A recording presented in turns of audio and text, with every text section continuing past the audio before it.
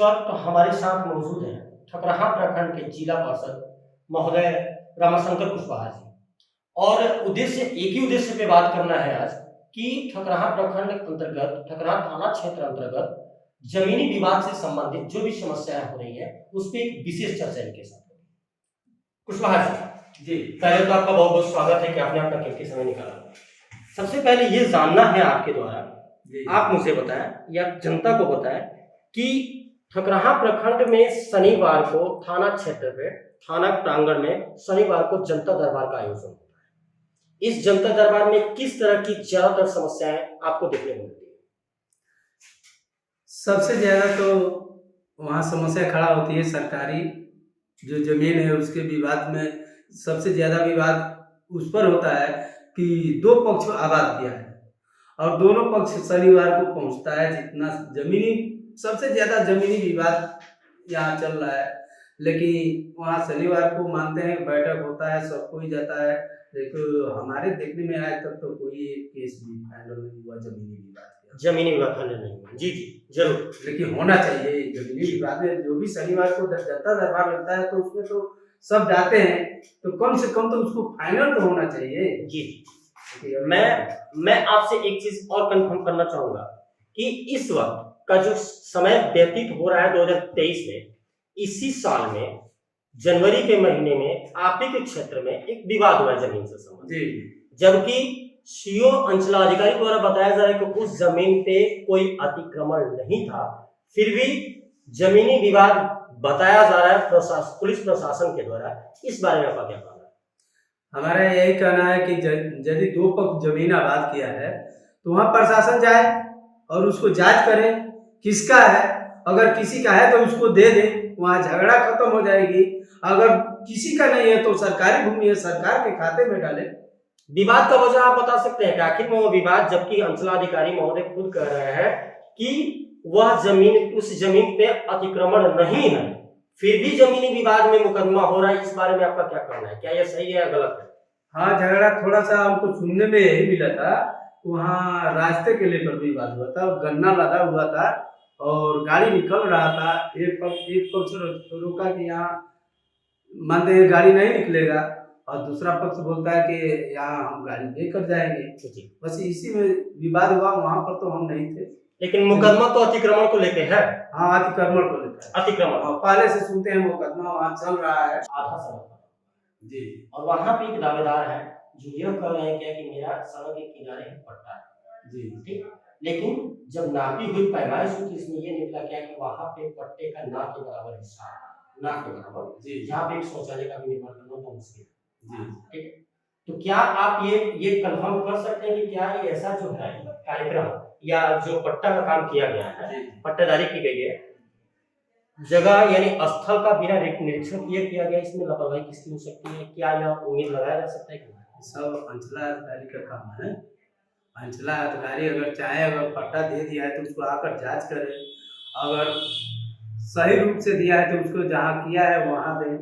यदि अगर जो गैरियत जो जमीन रही है तो उसको जमीन नापा जाए। अगर यदि बच रहा है तब इनको दिया जाए।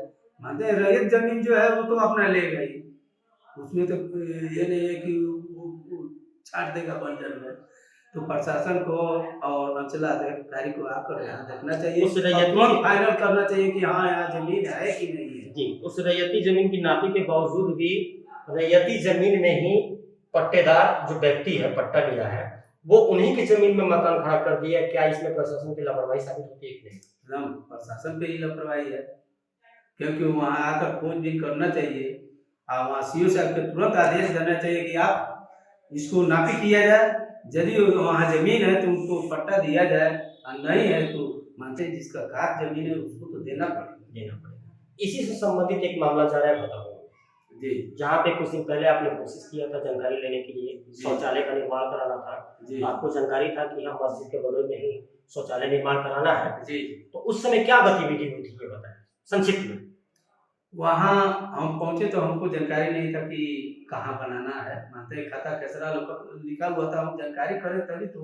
लेकिन वहाँ उसमें हमारे इसमें लिखा हुआ था मदरसा के पास, तो मदरसा से पास लिखा हुआ था तो हमने बोला कि देखिए यहाँ हमको शौचालय बनाना है। तो उसके बाद में हमने पता किया तो ये नंबर जो था काच जमीन में था, और काच जमीन में जो खाता खसरा लिखा हुआ था उसमें मैंने जाकर शौचालय निर्माण किया। और यहाँ जो खाली जगह था तो सब जो भी वहाँ थे सुने कि यहाँ शौचालय बनेगा, तो उसके बाद में अतिक्रमण करना शुरू कर दिए।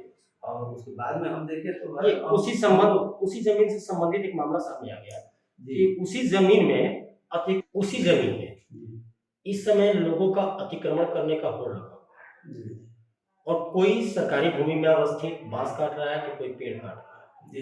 इस विवाद को लेके भी जनता दरबार में चर्चा हो चुकी है, इस बारे में आप क्या कहना चाहते हैं? तो सबसे बड़ी बात है कि वैसा जब काम हो रहा है तो प्रशासन कमजोर है और हमारे अंचलाधिकारी कमजोर नहीं होते तो आज जब सरकार का जमीन है और ऐसे कोई अतिक्रमण कर रहा है तो उसको रोक और जाकर वहाँ फैसला करा देते कि भाई हमारा जमीन है, अगर उनका जमीन है तो उनको दिया जाए। झगड़ा उड़वाने की समस्या तो प्रशासन की और अंचलाधिकारी को मिनटों का काम है, लेकिन यह सब रोक के रखा जाता है कि दो पक्ष लड़ते रहे आपस में कि यहाँ का सुधार न हाँ, इसके लिए हम प्रशासन और अंचलाधिकारी को मैं दोष देता। क्या आप इस मामले में कहीं ना कहीं धन उगाही की बू आपको लग रही है नहीं? अब धन की बात तो देखिए कोई भी देता लेता है तो किसी के साथ तो देता नहीं है, लेकिन बिना देने लेने के तो काम ऐसा होता नहीं है। अगर वैसा नहीं होता तो आज सब काम उसका पर्याप्त होता। यानी कहीं ना कहीं ये समझ में आ रहा है कि कहीं ना कहीं पैसे का बल है, पैसे का बल है तभी तो काम सब सरकारी भूमि अतिक्रमण में पड़ा हुआ है। आज जगह जगह देखा जा रहा है तो सबसे विवाद सरकारी भूमि पर। पार्षद महोदय, आपसे एक अंतिम सवाल। आपसे बात करके भी बहुत अच्छा लगा, आपने समय दिया, बहुत समझ में आया, बहुत अच्छा लगा, लेकिन अभी तक इतनी सारी गतिविधि आपके संज्ञान में होते हुए भी आपकी तरफ से कोई कार्रवाई होती नहीं दिखी। इस पर आपकी तरफ से क्या कार्रवाई होगी ताकि प्रशासन अपने स्थान पे निष्पक्ष काम कर सके? सबसे बड़ी बात यह है कि हमारे संगीन में यदि यह समस्या आती है और लोग हमारे पास जाते हैं तो लोग तो खुद नहीं जाएंगे कि हमने तो सरकारी जमीन आबाद किए थे, लेकिन यदि प्रशासन अंचलाधिकारी और इसको मामला को सॉल्व नहीं करते हैं तो इस सारा हम ले जाकर लिख पढ़ के जिला में डालेंगे और जिला से डालकर जितना जमीन है सब पर हम कंप्लेंट करेंगे। जरूर, बहुत बहुत धन्यवाद आपको समय देने के लिए, बहुत धन्यवाद।